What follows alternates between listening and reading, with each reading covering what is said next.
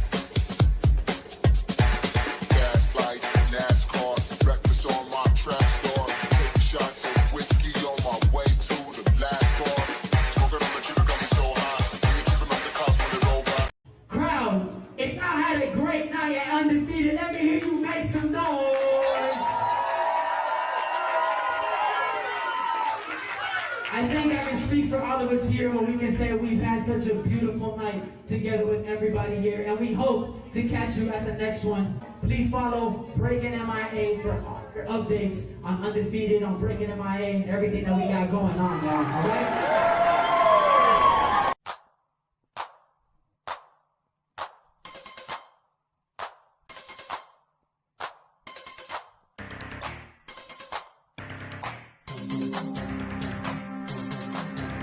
Oh, look at Fleet Rock. What? How did he not get hit by a car? How did he not get hit by a car? Yo, chill. The car's coming.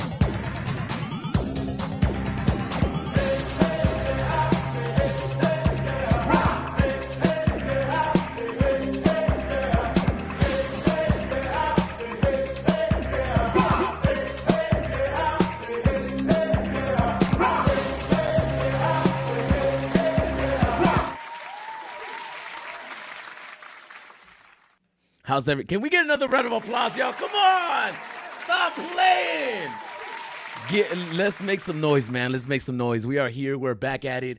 We got a fun episode today. Hopefully, you guys get entertained. If you guys are just joining us, or if you guys are watching the replay, don't hesitate. Go ahead and hit that like button and subscribe to the channel, because this breaking stuff, it's only gonna work if we all support each other. There's nobody doing breaking content, so you know, we just like the video. It makes us feel special. It makes us feel like we're doing something. That is right. Please like the video. Skills Talk is going down in Las Vegas, January 27th. There's a 2-on-2 youth breaking battle. There's a 2-on-2 adult breaking battle. And your boy, Smurf, is going to be hosting it. That's right. So nobody crash, please. Rich and Skills is going down on Friday as well. Let me know in the comments down below if you guys are going to be in Vegas, man. Let me know in the comments down below if you guys are excited for these kids, because I'm super excited. Oh, I'm super excited. We got some topics for you guys today. To be an OG or not to be an OG?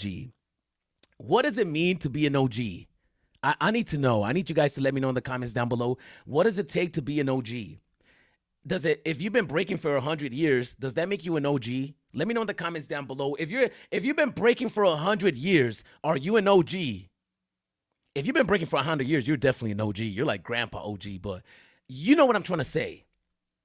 What makes you an OG? Let me know in the comments down below. I have another question since we got ATN and Guillaume in the building. Should kids be judging battles? I need to know. If I was doing a competition and I saw a kid judging, I'm going to look at that kid and be like, yo, you better be Pookie, bro. Like, you better be El Nino. I'm smoking this kid afterwards. Unless it's Gravity's son. Yo, that kid is nasty. Oh, my goodness. You know what? All right. Something that I want to talk about real quick as well. We're going to watch this battle right here, man. Oh, not this one. This is Red Bull B. Ugh, no. Stop that. I was watching this earlier, guys. You guys remember this? I was talking to these guys about this. So So this was Electric Boogaloo. All you kids out there, if you guys don't know this is an old breaking movie, and this was like a cheesy version of Beat Street. So Beat Street's a little bit more official, even though these guys were poppers. You know, yo, rest in peace, Boogaloo Shrimp. Yo, please, man, Ozone. You know, Boogaloo Shrimp's still around. Ozone, rest in peace, Ozone. You know. All right, let's watch this clip real quick. Oh wow, what is this? All right, so imagine she came at you in the cipher today. What would you do? Let me know in the comments down below. Yo, if she did those swipes on me, I'm gonna look at her and be like, did you get those from Crazy Legs? Yo, and she pointed at him. Look at Poppin' Pete. Yo, look at Taco. Oh, legendary. Yo, look at that perm. Yo, if she came at me doing that, yo, she would have got smoked. Yo, I'm not even lying to you guys. All right, let me go check out Turbo's round real quick. Oh, look at Ozone. Yo, all right. If I see any B-boy wearing a shirt like that, it's over. It's over. It's over. It's over. All right, so before we get ATN and Guillaume in here, guys, I want to get warmed up, and I want to look at this battle real quick. Just a few rounds. See how we're doing out there. If you guys got any questions for ATN or Guillaume, we're going to get them in the building. Oh, you know what? Should we just get them in the building right now? Oh, see, we kind of like to get the room built up. So let me build up the room a little bit. Guys, this is Alchemy Breaking Academy versus Alpha Squad. So ATN and Guillaume run a school in Las Vegas named Alchemy Breaking, and these are the students that are coming out of that school. So, and I believe these are the kids from maybe Texas. I'm not too sure. I know that's Gravity's boy right there. That's why I was excited about that. I don't know who the other two kids are. Maybe that's Flipper. Flipper does workshops. I saw a flyer. Guys, let me know in the comments down below. Should kids be teaching workshops? That's another one. Yo, all right. I'm going to be super honest with you guys. Super honest. Super honest, man. And it's like, I don't know how to say this without maybe getting anybody mad, because then the parents are going to smoke me or like punch me in the face. Should kids be teaching workshops? I'm just asking for a friend. Let me know in the comments down below. Should kids be teaching workshops? All right, let me look at this battle real quick. I just want to peep game real quick.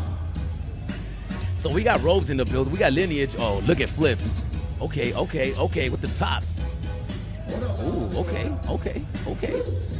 Chill. Okay. Ooh, that Colt 45. That was a little rough right there, though. Whoa, I'm peeping game. You know, I learned my Colt 45 from Vietnam, bro. Vietnam had the crazy Colts. My boy went way up like, yo, shout outs to Nam. I seen some kid do like 3 air flares into a flare on his wrist. So sorry, Nam. All right, my boy Flipper's in the building right here, man. Nice. Uh-oh, it's 6 o'clock, y'all. It's 6 o'clock. We're going to watch one round, and we're going to get these guys in here. It's 6 o'clock. Uh-oh, backspin. Swing. Uh-oh. Nice. Okay, Flip. You brought him in.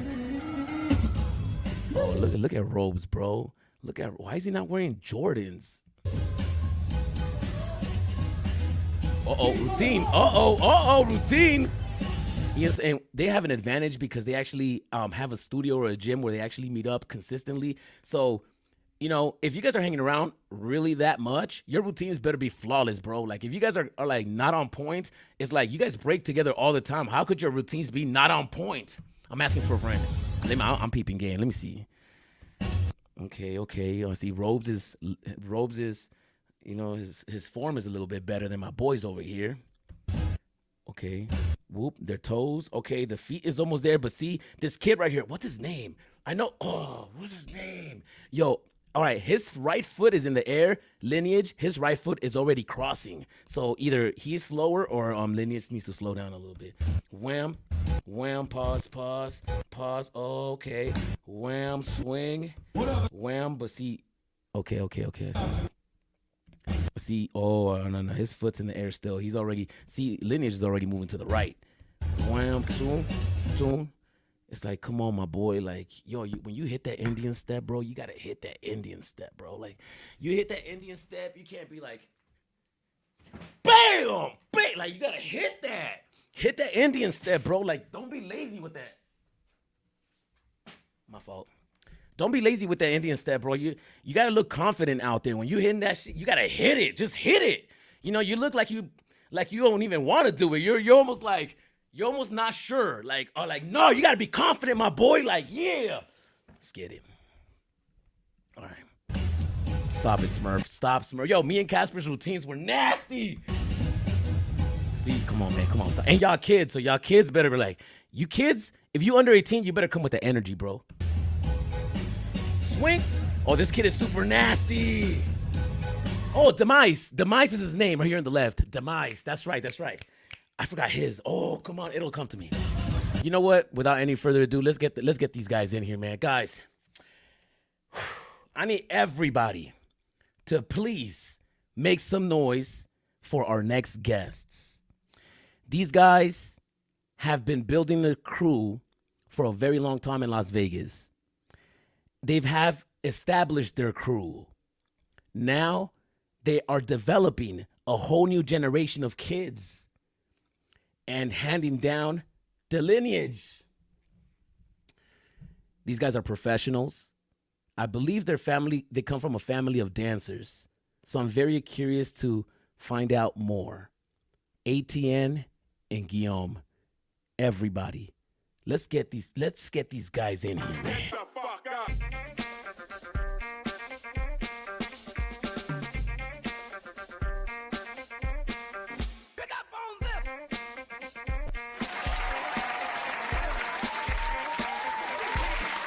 Oh, what's up?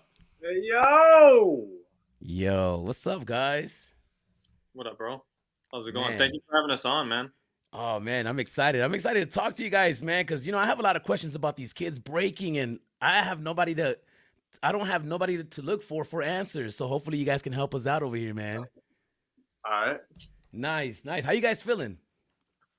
Feeling good, yeah. Feeling good. Dope. Super busy, Yeah. For this weekend, big weekend in Vegas. Oh, you guys got an event coming up. Yep. Yeah, we do have an event, yeah. All right, so you know what? We could just let's before we get into the event. By the way, we got Rich's Skills going on this Friday, guys. This Friday by Alchemy. We're gonna talk about that in a second. But first, I wanna talk about you guys. I want to talk about you guys. When was the first time you guys were introduced, or when was your first memory of breaking? You want to go first? Yeah. I think my first memory of breaking was, we're originally from Hawaii, but I remember like always being able to do, I thought they were swipes, but like baby swipe or like two-step or whatever people call it. So I used to think I could do swipes since like the third grade, right? Okay. And we always kind of tumbled, and you kind of mentioned it before. We come from a family of dancers. Both of our parents were professional dancers, so we could always do like little stuff. Like, what do you call that move? I used to call it backside bronco, but like the rubber band where like you jump back on your back and do a kip up. I could do that ever since like grade school and stuff, and like coffee grinder and stuff like that. So I mean, technically for me, it was like in elementary at some point. And would both of your stories be almost identical? Like, were you guys introduced? Oh no, not like that. Okay, so you were doing Broncos and you were doing that in the third grade. Yeah, I remember Guillaume being into that real early. Okay. I remember even before that. So me and Guillaume, our parents were both professional dancers, but my dad had custody of me and my mom had custody of Guillaume. So for like our early life, we were separated because my mom would be somewhere, my dad would be somewhere. Sometimes we were in different countries. And so basically I remember my first interaction with breaking was seeing, I forget which breaking movie was Little Caesar in. He was a little kid. Was that Breaking 1 or Breaking 2? It was both of them. I think it was in Breaking 1 for sure. They were trying to save the rec center or whatever the hell it was. But I remember seeing it on HBO and him ripping like barrel mills, like magnets real fast, and thinking to myself, I could do that. So how old were you when you saw this? I was in third grade, and I'm 2 years older than Guillaume. So and I just remember rug burning my shoulders all up and not being able to do windmills. Okay, okay. And was this in Hawaii? This was in Lake Tahoe. Lake Tahoe. Okay, so Yeah. why were you guys traveling so much? Because our parents were dancers and they would go where the Okay. work was. So They it were was in like business, it's all old business. school, yeah, business stuff, old school dance stuff. Okay, Yeah. cool. Is that how you guys end up in Vegas? Sort of, kind of. It's funny because we were all over the place when we were little because of my parents' jobs. But I was born in Hawaii and Guillaume was actually born here in Vegas. Okay. Um, So and you okay. yeah, go ahead. No. Go ahead, please, please. But then we kind of home based out of Hawaii. So we would always go back to Hawaii because all of our family, like my grandparents, my cousins, my aunts, uncles, all those kind of people were there.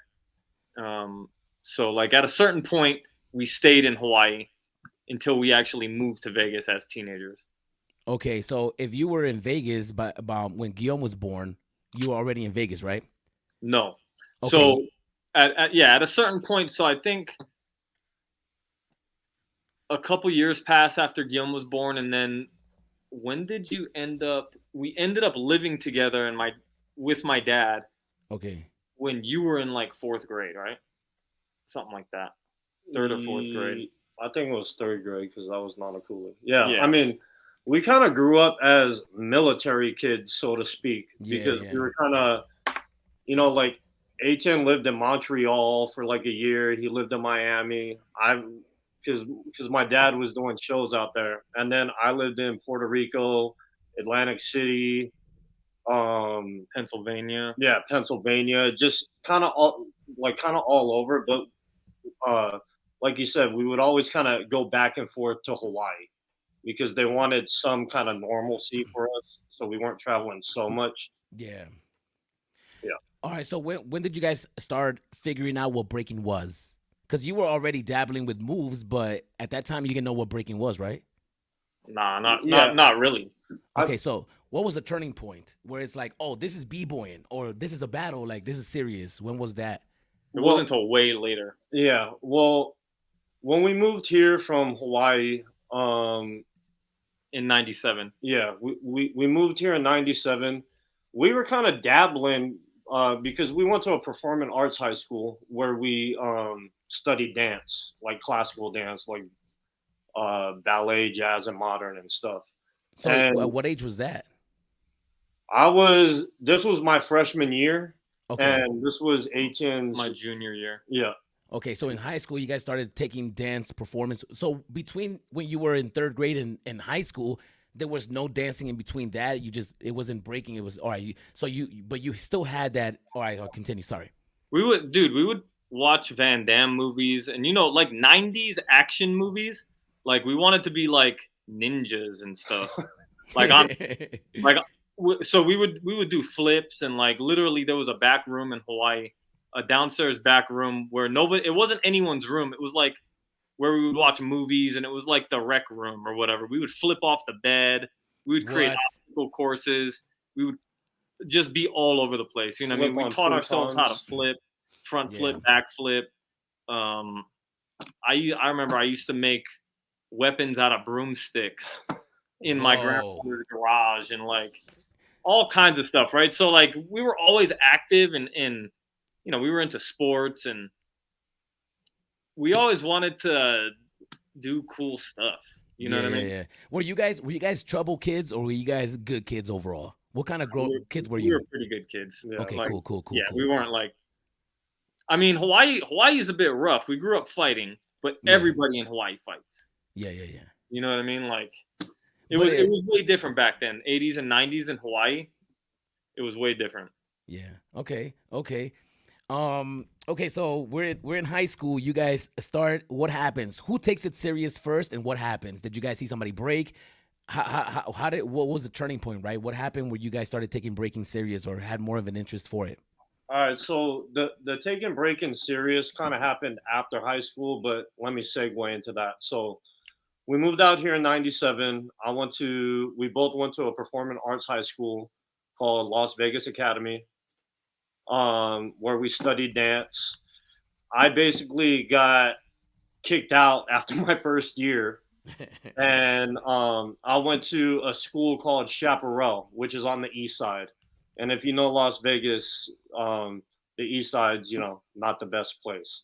So went to the east side, and then from there, I didn't have no friends because it was my first time in like a public school, right? So I kind of gravitated towards the breakers, Mm. and I was in a breaking crew in '98, and my first breaking crew was called Break Mode.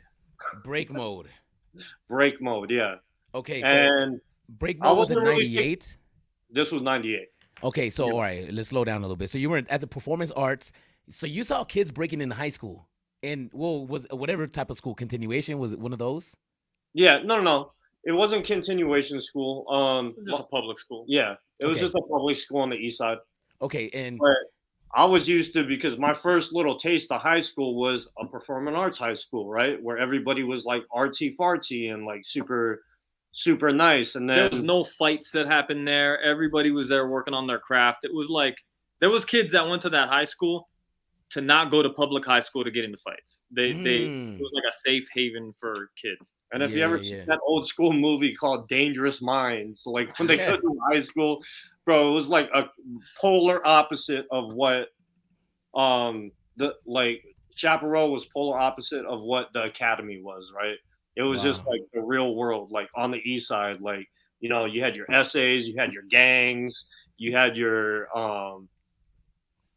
goth people, your stoners, but it was like we we grew as we were kind of like late bloomers, and there was like people in this high school that looked like 40-year-old men, right? Like had Wow. beards like how I Wow. have them now, and I was like, oh damn, like tripping, Mm. right? So anyway, to get friends, I kind of hung around the breakers, which I was breaking back then, but I was more like I wasn't taking it serious. Like I was kind of just a hang around, and I could flip and I could do little stuff, but it's not like I was practicing moves and like Yeah, trying yeah, to get yeah. better, right? I was Yeah. more or less posing, right? Mm. Just to kind of have people to hang around. Okay, okay. So during while this is happening, ATN, are you involved with anything or breaking, or is this a way that you get sucked into? No, so I didn't even like I would go pick him up from school because I had a car by then. I remember. So fast forward. So his sophomore year, he's going to that school. I'm a senior. I end up graduating. I end up uh, going into a show my senior year of high school. I started working as a professional dancer a little bit before that, but like nightly shows straight out of high school. And Okay, I had okay, a okay. Wait. car, and When you say professional dancing, what does that mean? I was in a And show. I was in a Las Vegas production show. okay, you're in a Las Vegas production show. Now, Yeah. Like he was while you're making in high more than a school? feature. Yes, he was in high school. Yeah, Like I was a senior in high school, and then I would dance in a show at night. And it was probably the last part of my senior year. Okay. But like literally, I had to take a night off from my job to graduate. Okay. And how did you get into that? That was the year before we moved to Vegas. We both started. We started with musical theater. To to be honest, my mom was a choreographer for a singing and dancing kids choir in Hawaii. So Okay. this is maybe a year and a half, 2 years before we moved to Vegas. So Okay. around '95. Okay. And that's how we started with that kind of stuff. But we've always been around it. Like literally, we grew up backstage of a show in the '80s. We would be literally backstage under my mom's section in the dressing room. I mean, '80s Mm. were different. You know what I Yeah, mean? yeah, Like yeah, you yeah, can't bring yeah. your kid to a show now. Like they wouldn't have that. But back then, it was a different time. yeah, they did whatever. Okay. Okay. Okay. All right. So then you, Gilm, you start breaking with these kids, or you start seeing these kids, and you become a part of their crew. You start dancing with them. How does that evolve? Yeah, so yeah, we started dancing.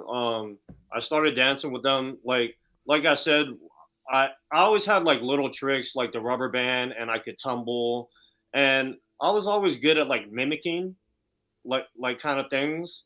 And I remember yeah, even back then I forget, I think it was some B-boy summit tape I got my hands on one breaking tape, and I used to kind of scroll through the tape and see what I liked, and then I would try to do the stuff I seen on tape, right? And then try to play it off as my own at school. Oh, You know what I I mean? see. I see. And All right. The question. Wait. Hold up. I was biting, but I didn't know any better. I know. We know you were biting. Who were you biting? Who were you biting? Who was it? I don't know. You don't know. You don't remember. You don't remember. No, I can't recall. Oh, that's dope. That's dope. That's dope. Yeah, can't really recall at that time. But I remember. I can tell you who I was biting though. Who was it? Ivan. Oh, okay. Yeah. Yeah, I mean, who wasn't? Right? Who wasn't trying? At least, Yeah. right? At least I tried. Good Right, word. right. No, but I remember even in high school, like we would battle like the steppers because they had a whole like little stepper clique, and that's where we would kind of practice like at a little spot in the lunchroom, and we battled them at lunch at like a few times and stuff like that. But again, like I was just really trying to do it to fit in because I didn't really have any friends, and I was trying to keep that like little connection through dance. Yeah. Because that's who I was. Yeah. Okay, So, did you have a nickname? No, we've never had nicknames because our names are so, I don't want to say just uncommon, right? It's like, why would you? Yeah, I don't know. Are you guys against it? Like, man, I ain't getting no nickname. I'm using my real name. Nah, I remember I was thinking long and hard about once I decided I was gonna break. I remember thinking long and hard. Like I remember some of the names I was throwing around. Whoa, really? What? Yeah. What is it? Like foe. I remember. Foe. Yeah, but then I was like, people are gonna be like, oh, it's like Flo and Poe. Like sit down, bro. Yeah. Like foe, like friend or foe. You know what I mean? Yeah. Okay. I wasn't against having like a break-in name, but I always thought it was whack if you name yourself. That too. Yeah. That's kind of like, bro, really? Because like, even when we lived in LA, and I mean, like through just the dance industry, like all these dancers had little like monikers and like nicknames, and it's like, bro, like everybody had a nickname, and I thought it was kind of like, you're a choreo dancer. You got a nickname? Yeah, true story. I think that came really more from graffiti, right? Like wanting to have a nickname. I think that. Did you guys ever do graffiti or any other elements? I tried to get into it, and bro, I have the sloppiest handwriting. I'm not artistic with my hands at all, and I don't have patience for it. But I tried. I remember Nonsky. I had a black book, and my boy Nonsky was trying to run me through kind of the basics, and it wasn't for me. Yeah. I dabbled a little bit, but I was trash. Yeah. I love it though. Yeah, I think it's a skill. It's a I have enough respect for it to be like, okay, I'm not gonna throw my trash all around. You know what I mean? Like, yeah. No, man. I think that's dope. I think that everybody should have a hand style. I think that at least for a b-boy, we should have at least our own name that we practice enough to make it look decent, I guess, right? Decent. I tried writing ATM. It's only 3 letters, bro.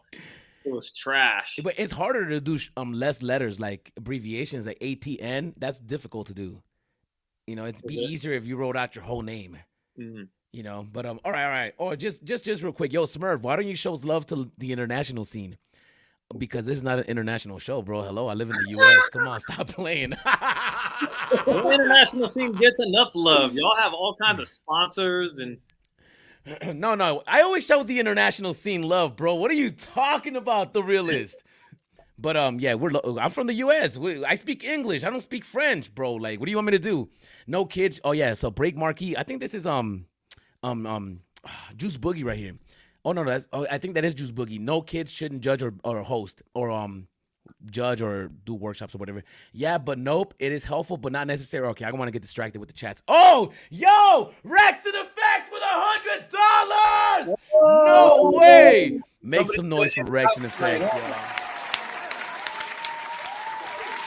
Wow, we're starting the year off right. We're gonna get in and out tonight, bro. That's what I just said. You always say that. Man, I'm gonna get in and out, man. Thank you, Braxton Effects. Let me make sure that I went through everybody's. Yo, what's good? Yo, I see Casper in the building. All right, so let's talk about. Oh, we'll talk about that in a minute. Pele Washington. Oh, yo, Pele, $19 super sticker. Yo, I appreciate you, man. Pele, I appreciate you, man. All right, I don't want to get distracted, but I know Casper's in here. Yo, Casper, I love you, bro. Casper. All right. I don't want to get distracted. I got you, Casper. I got you. All right. So, guys, there's a few topics that I want to walk with you guys. Oh, before we get into that, let's talk about a little bit more about the history. All right. So you guys start breaking.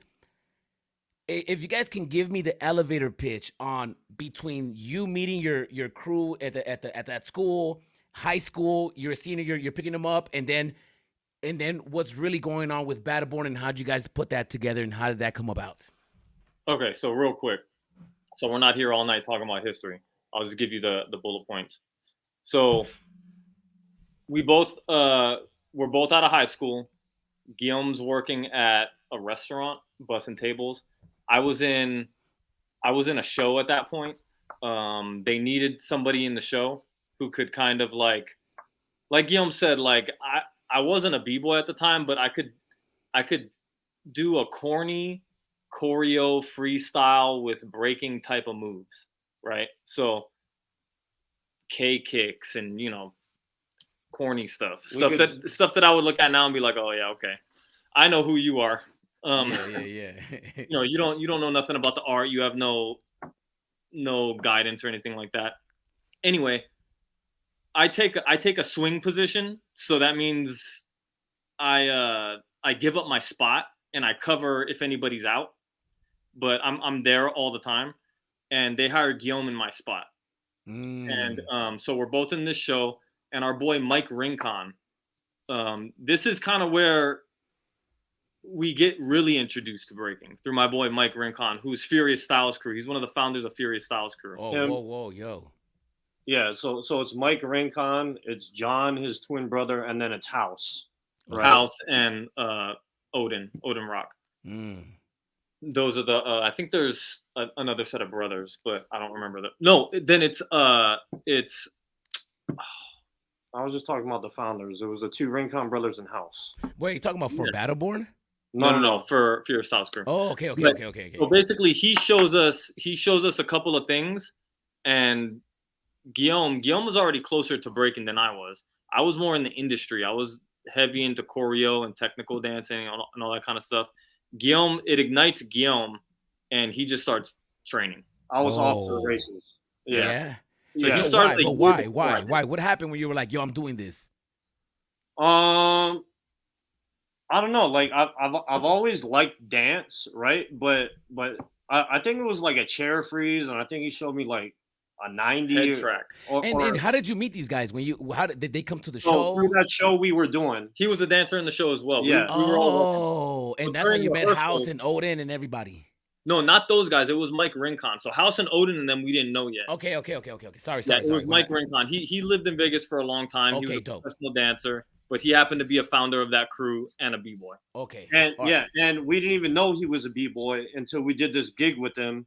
That during the downtime, he showed us like a few moves. Okay. And then from there, I was like, I was like, yo, this is it. And he gave us a bunch of tapes. He let us borrow a bunch of tapes, like the Remind tape. What else? Mandible Banana Slugs, like the good stuff. And we were like, like the old Circle of Fire tape. What was it? Freestyle Session 3? Was it 3? The one where Moy does all the air flares. Yeah. Moy is legendary. Yeah, where Flowmaster does that flip off the wall. He's like in a sweaty gray shirt. Yeah. Yeah. Wow. Yeah. Okay. So you get the tapes. You start practicing in ATN. So how did you end up following that? You were like, yo, I'm doing this too. What happened? So kind of fast forward to ATN ended up moving to LA before I did. Okay. Like this is kind of like our LA story, and our real breaking. We basically have like LA roots. All right. So let me explain how. So ATN moves first, right? I did a little show in Northern Nevada, which was like a little whack show, but I was trying to save up money to move with ATN in LA, right? During that time, this was like a 6-month period. During that time, there was nothing to do. So all I was doing was watching tapes and practicing. and corny show at night. And ATN, you were practicing it in LA at the same time. No, I hadn't even started breaking yet. You haven't even started breaking yet. He showed me a few things, but I was heavy into, bro. It was like I moved to LA and I wanted to be a backup dancer. That was my goal. I wanted to backup dance for I wanted to work for Wade Robson. I wanted to go in that. This is the early 2000s. 2001. I wanted to do that kind of stuff, and Guillaume. The breaking bug bit Guillaume first, and I didn't start until he moved to LA. Okay. I have like a year over him technically. Yeah. Okay. So you moved to LA, and then you get the bug, ATN. You start seeing how he came back. Did you see the evolution? Were you seeing the evolution prior to that through any type of communications, or did he just show up and he was already nastier? Not nastier than you, but already nasty in a sense, or was he even nasty? Did you think that he was special? Not in a bad way, but you know what I'm trying to say. No. So Guillaume is a natural. Yeah. Guillaume, even back then, if someone taught him something or if he learned something, he could implement it on the spot, under pressure, and execute it. He's always been a natural with even technical dancing. Like, you show him something and he retains it. I'm way more cerebral than that. Like, I overthink things. You know what I mean? And I was already a professional dancer that I had been in 3 or 4 shows, and I was working in the industry in LA. I had an ego about myself. Oh, and if you know anything about when you start something new, if you have an ego, it is the worst thing. It's the worst thing you can do, because you got to start. It prevents you from growing. You know what I mean? So I was in this dude's shadow for the first 5 years. He was taking off and killing it and thriving, and I was I couldn't get past anything. He couldn't get out of his own way. I couldn't get out of my own way. You know what I mean? It took me a long time to really put things together, and even to be able to string a round together, bro, to be honest. Because also when kids come from the kind of training that I did, technical dance training, they show you everything. They show you how to do everything. You're mimicking. They're teaching you techniques. They're teaching you their style. They're teaching you everything. There's no blanks to fill. So I did not know how to fill the blanks. Do you know what I'm saying? It was just kind of how I was programmed. And Guillaume did that kind of dancing, but I was heavy into it. I really I lived in dance class. Yeah. I took a lot of class. So it was real foreign to me. And it took me a long time to get comfortable with breaking. How long do you think it took you until you snapped out of it? Until you were where you felt like you were in your pocket? 6 years. Wow. 5, 6 years. Guillaume, what about you? Did you feel like you were in your pocket from the get-go? You were just yo, this is it? Or did you have any issues? No, not from the get-go, because it was kind of a culture shock. Because I'll tell you guys a story. Wait. You're going to tell us a story? I got you. All right, go ahead. All right, so it was the first week I moved to LA. Yo, and it's funny you got that Remind tape on. It's about him. Oh, let's do this. So I was watching this tape heavy, right? So like I said, I was doing this little show in Northern Nevada, and Remind was my first inspiration, right? Because he was one of the dudes that made breaking look smooth to me. Yeah. Everything else looked choppy, like before I saw this guy. Again, I didn't know how tight knit the community was. You know what I'm saying? So I was biting still. Yeah, right? Yeah. Because I'm like, oh, I'm never gonna see these people, and I just didn't know, right? Just didn't know. So first week, I moved to LA. We go to Carnival. Ooh. Right? Which at that time was at the Key Club in Hollywood, yeah. Yeah, was at the Key Club in Hollywood. And if you know anything about old school Carnival back in the early 2000s, right? There was always circles, right?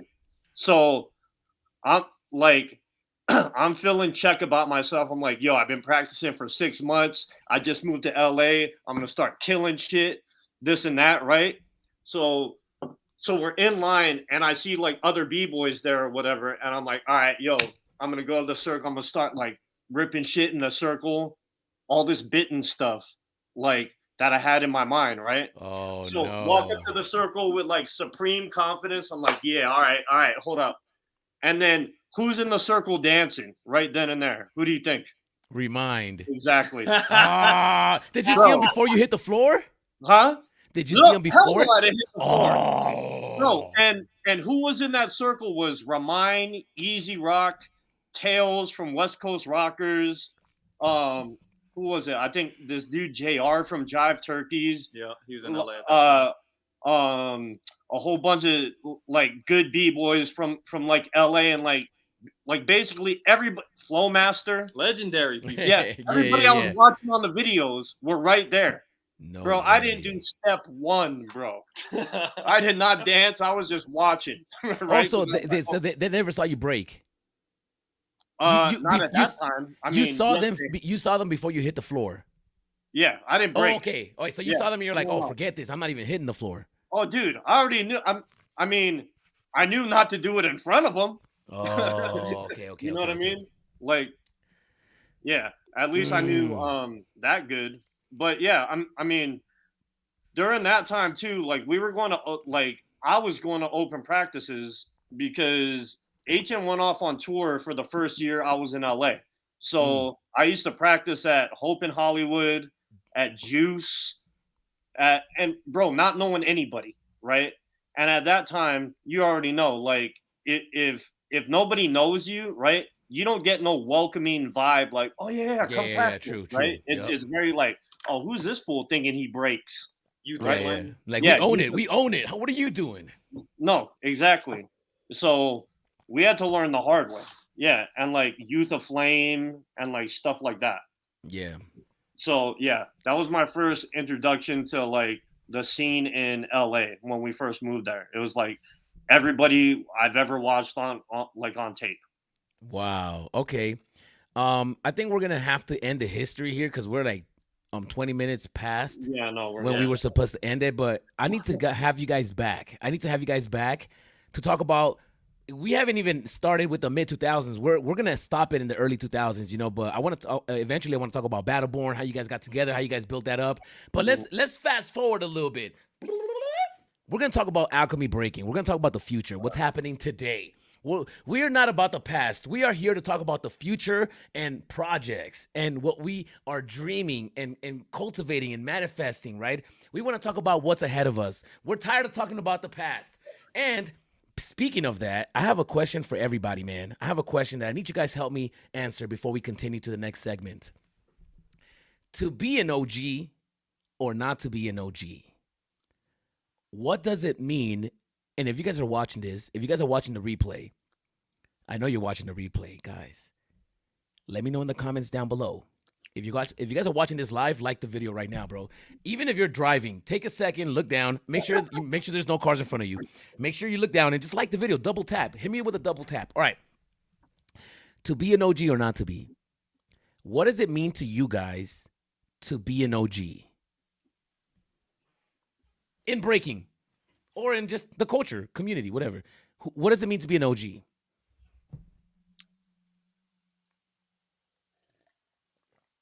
I mean, there's different. To me, it's different. It means to us, it's different. I think to every generation, it's different. Okay. You know what I mean? Okay. Because I have younger cats calling me OG, and that doesn't sit right with me. I'm like OG, like OG to me is like the OGs. You know what I mean? Original.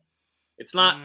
You know what I mean? But like they've taken it as to be generational. Like you were around, you know, it's relative, right? Like we were doing stuff in the scene heavy from 07 to like 14.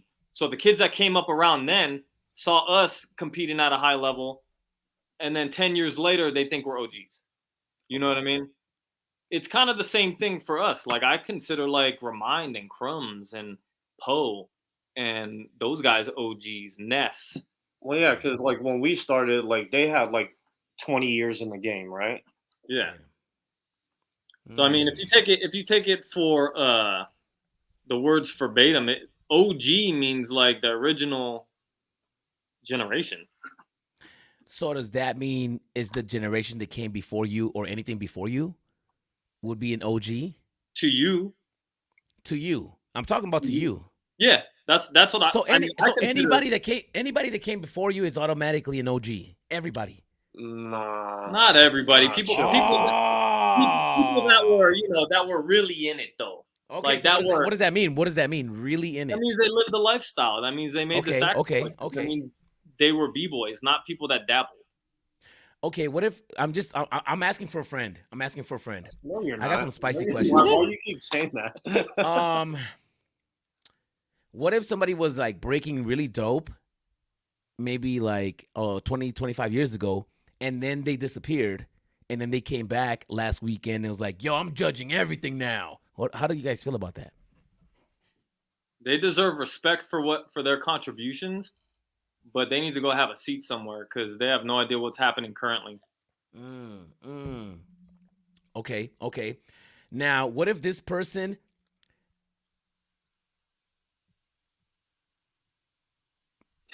let's say for example, okay, I'm just trying to, because the question came out to what is an OG? Do you got all right? Because I have the same thing, right? I've had a few kids call me that, like OG. I don't see myself as an OG, right? Just because I see myself as, oh, I'm still active, I guess, even though I'm not active, I don't battle like that, but I still break, and I still love breaking, and when I'm at an event, I still see myself as equal to everybody that's there. I'm not, oh, this guy's a retired guy that doesn't dance, or but I'm curious, Yeah, see, but you're still contributing to the culture though. Is like, just in terms of like this podcast you're doing. I know you like you host, right? Like you show up. Like it doesn't mean, for me, it doesn't mean that you have to be have a track record of like being a long competitor, because even if you think of like nowadays, like people like Poe, and let's just use Poe and Ness for an example, right? They've definitely competed, but for nowadays, for people to be credible, right, in the scene's eyes, like right now, and this is just my opinion, is that you have to have won X amount of battles, and you got to be a BC1 champion to be credible, to where it's like, and I'm not using their name and trying to disrespect or anything, but they haven't won huge battles to where it's like, oh, okay, like they're credible. We just kind of gave them, I don't want to say gave them the pass, but like our generation kind of respected what came before us, and like the things that they've done and how long they've been in the scene, right? And nowadays, like in my opinion, the scene is like super forgetful. If you haven't done anything in the last 2 years, it's like, who are you, right? Is what it kind of seems like to me. I mean, there's kids with like 5 years under their belt, and they're teaching, and they have their own like classes and like stuff like that, and there's new kids that have like the ego, and they don't know who like Crumbs or Remind is. They don't know who Casper is. There's young kids who are like in the scene that don't really know who Casper is. How do you not know who Casper is? Yeah. But then it's like, if a kid, like a dope kid today, I wouldn't be surprised if he was like, I've been breaking for 3 years, because now you could get nasty in 3 years. I mean, you could get nasty in 1 year. There's kids that are winning battles, so you could imagine them winning everything, and if they don't know anything prior to like maybe the past 3-5 years, right? Yeah. So I mean, the internet made it to where everything is much more accessible, and everything moves faster around us. I think that everything around us just started moving way too fast. Back then it was like, yo, we had one event every 6 months, every 3 months, and now there's 3 events back to back. Like, next week, by the way, guys, going down this Friday, Rich in Skills, going down 101 Breaking Battle, $1,000 cash. But everything is just really fast, to where you win the battle this weekend. It used to be that if you won a battle, you were able to brag about it for the whole year. Oh yeah. Now, if you win a battle, it's like, no, you got to win like 10 battles in 1 year to be. Bro, you can brag about it till Monday. Yeah, yeah. So, yeah. That's crazy. Okay, so all right, let's talk about I want to talk about what were we just these topics. Sorry guys, I'm lost. I want to should kids be judging? So I know that you guys teach kids. How do you guys feel about kids judging events? How do you guys feel about kids doing workshops? Where do you guys stand with that? No. No what? No. No on both? I mean, this is just my opinion, right? And guys, this is the good cop. I'm the bad cop, right? I'm a little less filtered, and I'm just Tolerant. No. Okay, no, you think So kids as should not the- battle? So Say what? Kids should not be judging. Okay, no. So, ATM. a kid's battle or a normal battle? I you know what? Let's break it down. Should kids? I mean, kids. It's gonna be a boring conversation if we talk about kids judging the kids battle because we could justify. No, I that. mean we could go Well, off on a grown up. Let's say you're battling at an event, freestyle session, and you look over and you got little Timmy as one of the judges. Little Timmy. Okay, so listen. Freestyle session is a world final. It's a Right. big event. Right. It's a big event that a lot of people come out for. So are we Right. talking about big events like that? No, not necessarily. I don't Let's say freestyle session. Let's say freestyle session. No, I don't think kids should be judging freestyle session. Okay. Um, Any judging, or so They should should be kids earning be their judging stripes. anything? so I could see the argument for them. smaller jams. So do you remember K-Mel threw a jam in LA? Right. Me and Jay Soul won that event. It was a 2-on-2, and Right. the judges were Crash, L Boogie, and Prodigy, Right. and they were kids at the time. Right. So at the time, I was like, if it's a little jam like that, like it's up to the competitor. Like if you're gonna that goes hand in hand with, like I think some judges that are adults are whack. True story. Like some kids I think would be better than some adult judges. Okay. I mean, what are we basing it off of? Are we basing it off of how good of a B-boy or a B-girl you are, or is it like how well you know the culture and where things come from? I mean, there's a lot of things that need to be fixed in the breaking scene. If you ask me, we could have a whole podcast on just that. I mean, but especially when it comes to judging, because if you look at it now, right, everybody that's judging stuff, all the bigger jams, they're active competitors. So in some sense, right, that they could be judging their future opponent next week. You get what I'm saying? So it's not like it's like OGs that aren't competing anymore that are just in the judging seat. It's people that actively battle, and they're judging you, and they may have battled you last week, or they might have an exhibition against you next week. You might have beef with them. So maybe more of an issue. I think that because when you're a kid, you're automatically a competitor. We know that. You're not going to be retired at 9 years old, right? So I think that more important than you being young is that you're still actively competing. So that's more of an issue than your age. I think so. I mean, I think that's if we're gonna nitpick about like should kids be judging, I think the bigger question is like should active competitors be judging other active competitors? Yeah. Okay. So all right, let's switch the question. Should people that are actively competing be judging events? No. I mean, not if we're trying to legitimize. I mean, this is a whole Pandora's box, Smurf. Yeah, I know. All right, we're gonna keep it moving. We're gonna bring this topic back in a future one. I got another one. You know what? Let's jump into this.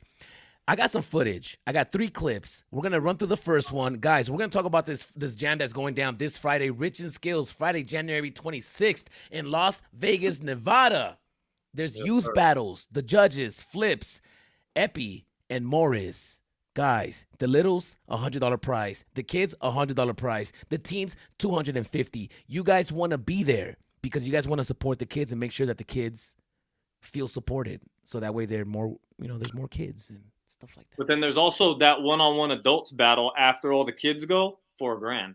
Oh my goodness! Did you guys hear that? Is it a 1-on-1 for 1,000? Yes. One-on-one. Oh, bro, I'm gonna enter. It's I'm an gonna enter. adult.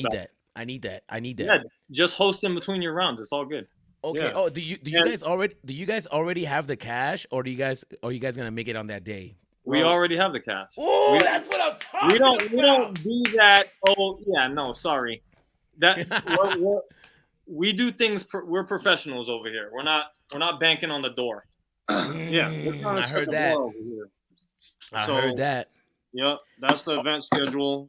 Doors open at 4:30. We're starting the kids prelims at 5:30 sharp, and this is for all categories. So what we're gonna do is we're gonna go like showcase style prelim. We're calling your name. You got one round to show if you're gonna make it into the top 16.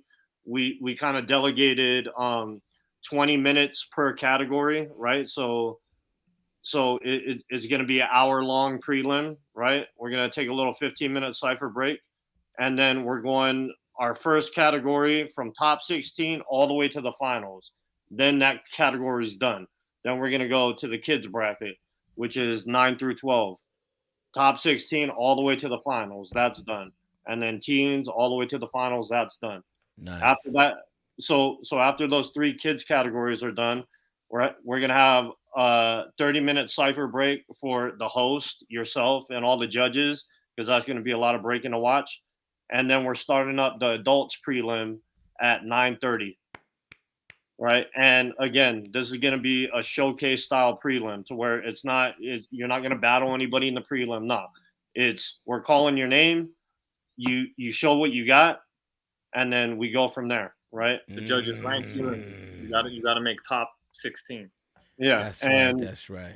Yeah, we're really putting a lot of emphasis on being on time, right? Organization and professionalism. Yeah, because I mean, more than anybody, and I'm sure everybody watching, right? How B-boy jams just lag, go on and on, and they post the schedule, and then it's like, oh wait, but so and so is gonna enter, so we're gonna wait 10 more minutes. No, we're not. Yeah, we're not giving anybody no breaks.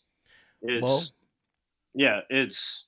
come prepared, come to win this money, right? This is gonna be a crazy weekend because the main event is gonna be Skills Talk, which is on January 27th. And that's going to be a 2-on-2 format, right? So Richness Skills is a 1-on-1 format, catered to kids, and then as well as an adult 1-on-1 for 1,000 cash. And then Skills Talk is going to be a 2-on-2 format. They got a 2-on-2 kids break-in. They have a 2-on-2 adult break-in. And then is it a 1-on-1 open styles? Yeah, I believe it's a 1-on-1. Yeah, I think they're having a 1-on-1 open styles. Yeah, 1-on-1. Wow, guys, I'm super excited about this, but now it's time to get spicy, bro. I got some clips I want to talk to you guys about. All right, so I know you guys are brothers. Lovey-dovey. You guys probably fight. We all do, right? We all do. I got a brother as well, so I know what's up. I found some footage, and I need you guys to walk me through what was happening. Battle each other? Which one? Yes, you guys are battling each other. Let me pull this up. This for Arts event, the old one, and we do a routine at the end. I bet you it is. Yes, sure it's exactly the one. All right, so please talk to me about this. What is this guy doing? Stop it! Well, this was like a little. This was a local event here in Vegas. It was at some random bar or lounge. It was in a lounge in Town Square. That was in Town Square? It was in Town Square. Oh, wow. Okay. And you guys had to battle each other. How was that the first time you guys had to battle each other? How did that feel? Did you guys talk about it prior? No, we battled each other. I mean, listen, we battled each other in practice on a daily. Wow. Okay. That's the thing about my crew. Like, all of us battle each other in practice, and I can't tell, like, I wish we filmed some of these sessions because they're heated battles. Yeah. We're actually battling each other and we're talking crap to each other and we're trying to throw each other off. That's why whenever we were battling other people, it was like nothing. Like we were good at talking crap and battling at the same time. Like we did it all the time. And you know how your friends and your crewmates and your family can get under your skin more than anybody else? Yeah. Yeah. Yeah. So We it pride was like ourselves on that. yeah, that's how we trained, battle born, you know what I mean? Like Wow. Wow. And did you guys get paid for this? I'm not watching your pockets. I'm not watching your pockets. What? Did you win that? yeah. What the hell? Oh, okay. So wait. This was not an And if exhibition. you look, I did one more round than he did. I started and ended the battle. Okay. Wait a minute. This is getting spicy. Was this an exhibition or was this a competition? This was a final Yeah. in a one-on-one. Yeah. Oh, this is the final battle on a 1-of-1. Yeah. Oh, no way. I thought it was an exhibition. By the way. Okay, did Yeah, you guys talk about it beforehand? Like, yo, whoever wins, we're just gonna split it. No, hell no. No. Oh, No, we weren't doing that. We weren't doing all that. Spicy. I like that. I like it. I think it was like $100. It wasn't Yeah, even it wasn't- like nothing crazy either. Man, $100 is a lot of money, bro. I could get, you know how many in and outs I could go? Like at least 12, easy. Especially back then. Oh, it's back then $100 to get you a nice pair of shoes, bro. You know what I mean? All right, so who won the battle? A10 claims he does. I don't remember. Oh, I won that. it's all good. It's all good. I have another clip. I watched this battle not too long ago, and like the judges picked me, but I'm not so sure I actually won. Yeah, but who were the judges though? Oh, it was Little Demon and Jaden. All right,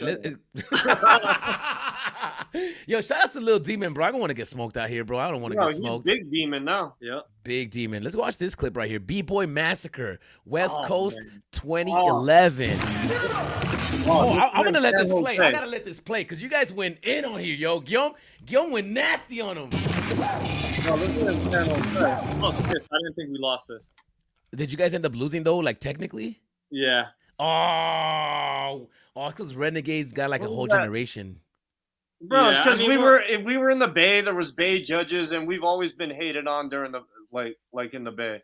Do you guys feel like everywhere you guys go, you guys get hated on? We used to. We used to call ourselves just amongst ourselves the most hated. Well, it's because of that thing that I was telling you. Like we would talk crap too. Yeah. We were here. It's funny because I heard you say this, It was A a while different ago. time too, right? but you always say I'm here for the bullshit. We were there for the bullshit, bro. You know what I mean? Like that was the fun part was Yeah. getting under people's skin and like Just beefing and you know we used to pride ourselves on traveling to people's backyard and taking that from them. And pissing in their cereal. Yeah, like we did it a number of times. You guys were easily hated. It was easy to hate you Oh, guys. yeah. Like, oh yeah, them Battleborn, yo, we're gonna. Oh yeah. All right, Yes. I'm gonna let this play right here because you guys snapped. Yeah, we were. All right, so talk to me about this event.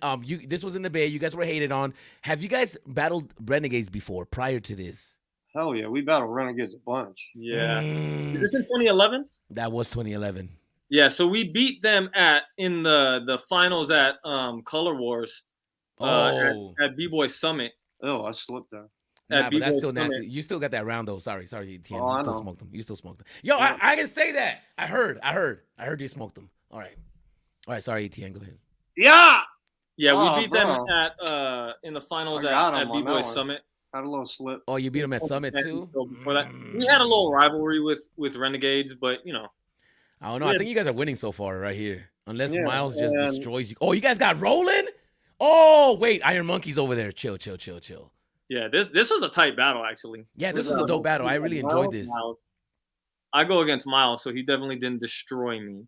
Uh-oh. Nice. Dope. And this Miles, was Miles is tight though. Is And did you guys is travel here? D-Rock in this one? D-Rock still owes us a shirt from Color Wars, by the way.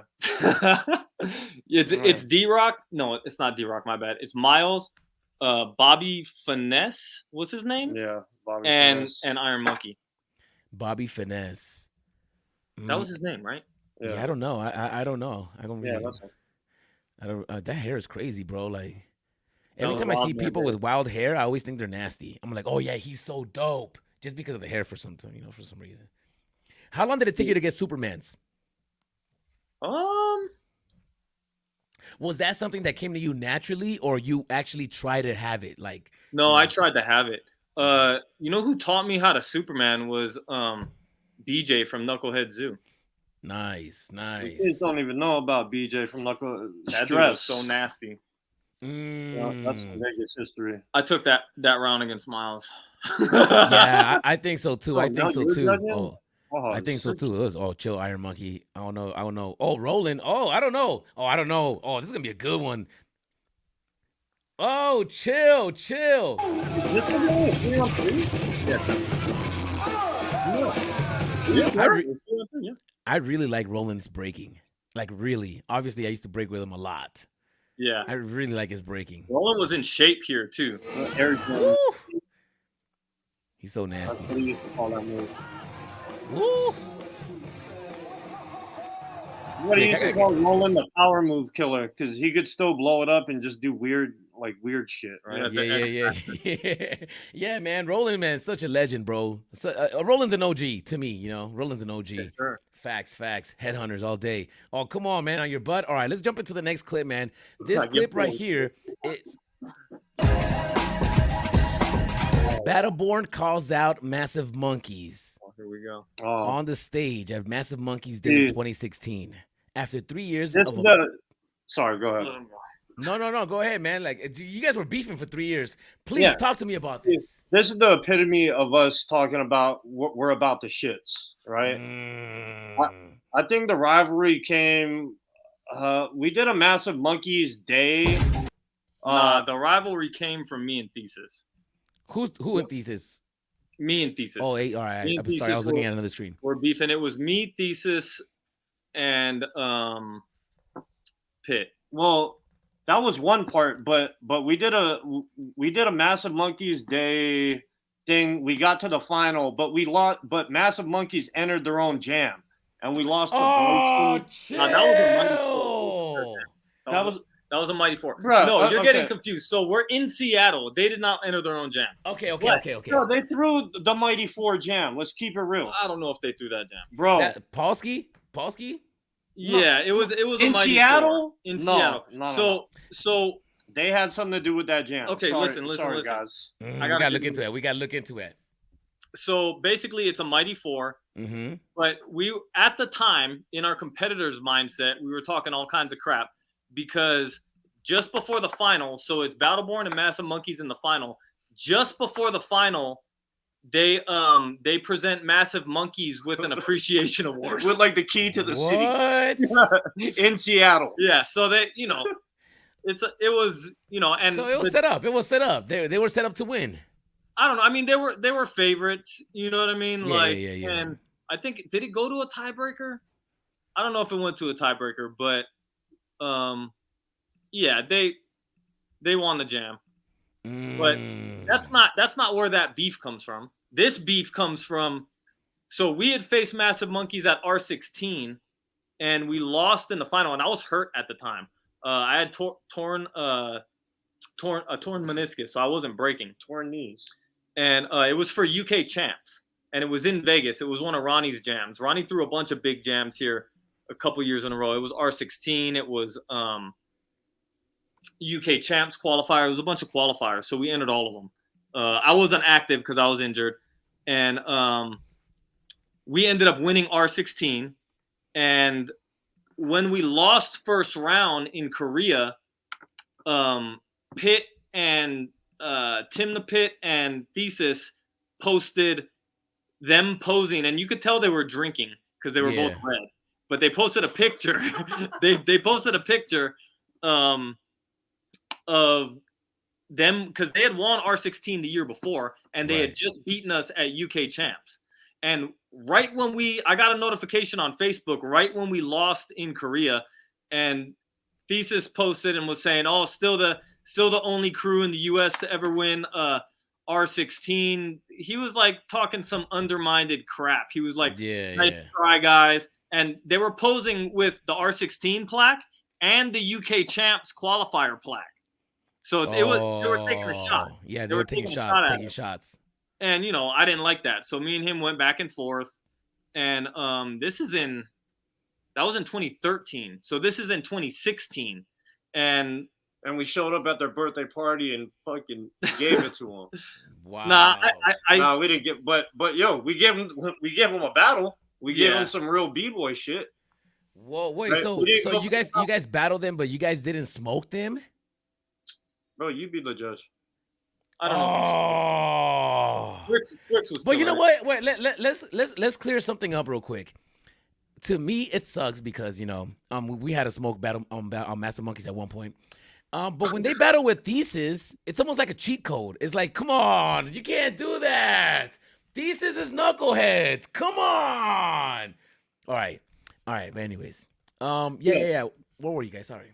That being said, the beef has been squashed. You know what I mean? Okay, like, dope. I got nothing but love for Thesis and Massive, and I know he's not a part of that crew anymore, but I got nothing but love for Twix and all them cats. You know what I mean? Like, dope. And this is a prime example of work until your idols become your rivals. Because Massive Monkeys, like back in the day, like Guillaume was saying, like we would watch them. Yeah. You know what I mean? They were some legendary cats. Yeah, they were. Yeah, facts. Yeah, we watched so Twix and Juice and Jaromski. This is Jaromski right here, right? Jaromski, Bryson. Yo, Bryson, bro. I used to like Domes a lot. Twix. I think Twix is Massive Monkeys too, right? Yeah.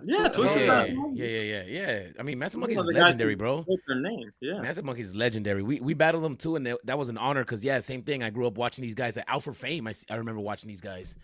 I think they were there at Alpha Fame. I'm not too sure. All right, so guys, you guys have an event going down on Friday. You guys got Alchemy Breaking. You guys started this school. Just to wrap this up, talk to me a little bit about Alchemy Breaking. How did you guys end up starting this school and ushering in these kids, Shuffles and Flow? Just give me a little story, a little backstory on that. So 2019, we opened up as the Breaking Academy, which a year later we rebranded to Alchemy Breaking Academy. And we just started like in 2019. Me and Guillaume were both working for Cirque du Soleil, and we would teach. We started as a program. We would sublease studio space out of a couple of studios, and we just built up a base of kids, and built it up enough to where we had enough income through our students to get our own space. Nice. The driving force behind us doing that was us getting older. Us getting older and seeing where breaking was headed, like hearing about the Olympics being a possibility. There was always rumblings of it, we've always been involved in the scene, even though we weren't like competing as much. You know what I mean? We were always breaking. Still practicing, showing up at local jams. Like my son started competing. His first competition was Breakbeat Cowboys, actually. Oh, really? Yeah. You don't remember? He actually got to the final and he was just a little tot. No, he doesn't remember that. You don't remember that, huh? You there? Something happened with the audio. Yeah, we can't hear you. You probably can't hear us. Can you hear me now? I can hear you. Yeah. Wow, something happened to my audio. Okay, so Robes Lineage, his first battle was Breakbeat Cowboys? Yeah, the first thing he entered was Breakbeat Cowboys. Yeah. Bro. It was when it was at the watering hole or the water hole. Remember? The water hole, Tanessa spot.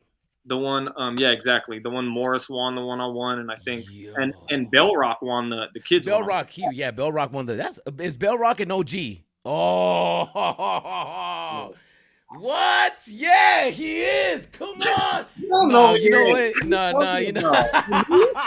Okay, but what about for the kids though? For the kids generation, Bell Rock could be an OG for the kids. He could be for the kids. I mean, it's all perspective, like we said, right? Okay. Yo, we got Cross One in the building. Yo, Cross. I emailed you, bro. You never responded to me. Pressure on the RB to change. we are going to put pressure on Red Bull. I'm going to do a live stream pretty soon where I'm just going to talk about this topic, and we're going to get everybody on here, and then we're going to get a Red Bull representative. So Crosswell, please get the CEO to hit me up so we can get him on here real quick and try to talk to him about the Red Bull stuff. All right, so you guys started Alchemy Breaking. You got enough students to open your school. You guys got your own location, by the way. Congratulations. I've been to the location. Beautiful place. Thank you. That's right. That's right. And since you've opened, maybe what are some of the obstacles that you had to go through before and after, and maybe some that you never foresaw that you had to go through, and what you learned? I mean, the breaking part is the actual teaching breaking is the easiest part For us. Yeah, you know, it's everything else that goes into business, like, you know, Marketing. Marketing, selling, right? Having a system. Bookkeeping, you know, like accounting, you know, reaching out to parents if schedules change, right? Like, as we grow, it's ever changing, right? So as we grow, like, we used to just do things like based off of memory because we had like 20 kids when we first started, and now we have like, it fluctuates, but we have between 70 and 75 kids right now. Wow. So we can't just go off of memory. We had to develop a system on new kids, on, you know, we have a on trial classes, on, you know, it's ever changing and ever evolving. And, you know, if you know anything about owning a business, which you do, the more you grow, the more the hurdles pop up, and they change. They kind of morph with time. Once you have more clients, once you know, you're dealing with parents and all this kind of stuff, and, you know, you're trying to implement more programs to develop the kids, and it pops up more issues, more problems. So you have to come up with more solutions. And, you know, it's all great problems to have, but those are some of the hurdles. You know what I mean? But, you know, it helps when you absolutely love what you're doing. It gives you the perseverance to push through. Right. You have to love it, basically. Otherwise, it's difficult you have to to stay love it, or else consistent, you right? won't push through. Yeah, you'll the first roadblock comes and you'll be like, I'm done with this. Yeah. And you got these kids, and now you've developed Shuffles and Flow. What is Shuffles and Flow? So Shuffles and Flow is actually a clothing brand. Okay. A lot of people in the scene know it as, like, you know, A team. Yeah, like a team. It is a team as well, but we originally started as a clothing brand. We were gonna actually vend and drop at Skills Talk, but yeah, we had something come up. We're actually working on a pretty big project right now that we don't want to announce what that is until it's fully dropped. Nice. But yeah, we just we had something more on our priority list than dropping for Shuffles and Flow. But I mean, short answer, it's a clothing brand. And what Shuffles and Flows, like, this is a hashtag that we use for years, and Shuffles and Flow to me means Etienne and Guillaume, because Etienne's kind of known as the footwork guy, even though he does everything. He has power and all that too, but he's really known for his footwork. And a lot of people always say that I'm known for, like, my flow, because I've always liked to, like, mix moves and flow, and I like sweeps. So it was kind of a play off that old movie, Hustle and Flow. Yeah. And we just kind of, like, you know, tweak that name a little bit to make it like Shuffles and Flow. Yeah, that's fresh. Basically, the kids are the ambassadors for our brand. They're a team, and they're the best kids in the United States. And, you know, they're sponsored. We pay them to enter events. Nice. And they're one of the first sponsored kids teams out of the United States. Nice. Where we're giving them more than just gear, right? Right. Like the idea is to give them a little taste and kind of help them build their own brands, and you know, because everybody that's part of the Shovels and Flow team, like wants to pursue breaking as a career and be a professional b-boy, right? Yeah. And yeah, this is kind of like a stepping stone, so to speak, for them. And it started, you know, it started as like a team thing, but those kids are like really, really good friends. They're a crew. They've developed into a crew. You know what I mean? You can't mess with them. You mess with one of them, you mess with all of them. How did Yeah.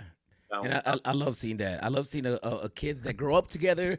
I mean, obviously, I mean, I love just breaking and just watching it grow, you know, and watching you guys cultivate kids is so beautiful, man. And I love it. That's why every time you guys hit me up to do anything, I'm just down because, you know, these kids are nasty, and anything that I can do to help push it forward is what I want to do, you know, whatever that is. So I appreciate you guys giving me the opportunity to work with you guys and the kids too. So shout outs to you guys for that.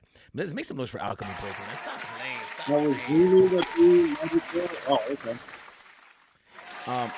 Oh, well, that was Zulu that threw Mighty 4. Oh, that was Zulu that threw Mighty 4. Okay. And Pele would know because he is from Seattle. We took that. Oh, Zenny says that Miles took you, bro. What? Yo, you gotta call out Zenny. Yo, Zenny, you gotta tell Zenny that his little judging system don't count. I'm just playing, Zenny. I'm just playing, bro. I'm sorry, Zenny. We do the 3-finger judging system. No, he has a little system. I actually like this system. Oh, I didn't even know Zenny had a judging system. Shout out to Zenny, man. Shout out doing big things out here. We be watching your stuff more than you, Smurf. I know. No, Zenny's a big contributor to the show. How did Roland get down with Battleborn? We'll talk about that later, guys. We'll probably get Roland in here. We're gonna find him. He's somewhere in the Bay Area. We're gonna go find him. That was Zulu. Well, don't have any worry about that now. LOL. Freestyle session. What's up, Cross? Yo, Cross, man. Congratulations, man. You got the kid. You doing a lot of grown and sexy things out here, man. Appreciate you, man. Thank you, Cross. If you want to donate $1,000 to the show, bro, you go ahead, bro. Juice Boogie in the building. Respect, fam. Okay, guys, your jam is on Friday. I'm excited for this. I'm hosting. You are hosting. Wow. I can't believe you guys give me microphones. That's wild. Bro, you're the best host, bro. You're the host with the most. The most entertaining. The parents love you, bro. I'm telling you, like. Really, the parents? Yes, the parents absolutely love you. They're like, "Who's that host? He's so good." Because before we started working with you, it was us hosting, and I'm not a host. Oh, you heard that, Cross? You heard that? If you throw in a kids battle, who's hosting the kids battle at Freestyle Session, man? Hey, yo, it should be Smurf straight up. Should be they playing everything, dude. They can't afford me. He can't afford me. He can't afford me. Host, bro. He can't afford me. He can't afford me. Yo, all right. Let's talk about something real quick. You lost Freestyle Session to Crumbs. Yeah. Oh, let's talk about that real quick. All right, let me go to that battle real quick. Did he though? Huh? Yeah, but did he though? Yo, all right, I'm gonna be bad cop right here. Oh my god. All right. Yo, you know what I heard? Oh my god. What did you hear? You know what I heard is that Wicked and Crumbs stayed with Flowmaster while they were in California, and of course, they're crew. No. Flowmaster, Wicked were judging, and then their best friend Donnie, the never-ending story, Crumbs Count, was bro. We could get into all the semantics about what it is exactly. I mean, we'll save that for another day. So I left openings. HM blew his last round. I left openings, and it was my fault that I lost. That's the kind of accountability. Where did he get that snap camera from, though? 1997 call. Oh, okay. I'm gonna say something because I heard through the grapevine that Crumbs did more signatures than you. Yeah, but but you know what this whole 40 and up thing is coming into in my opinion is that they're giving flowers to like the legendary dudes that want it. Because let's talk about last year real quick. K-Mel didn't win that, bro. Oh, all right, we're done with the show, guys. Yo, we gotta get out of here, guys. Everybody, please like and subscribe.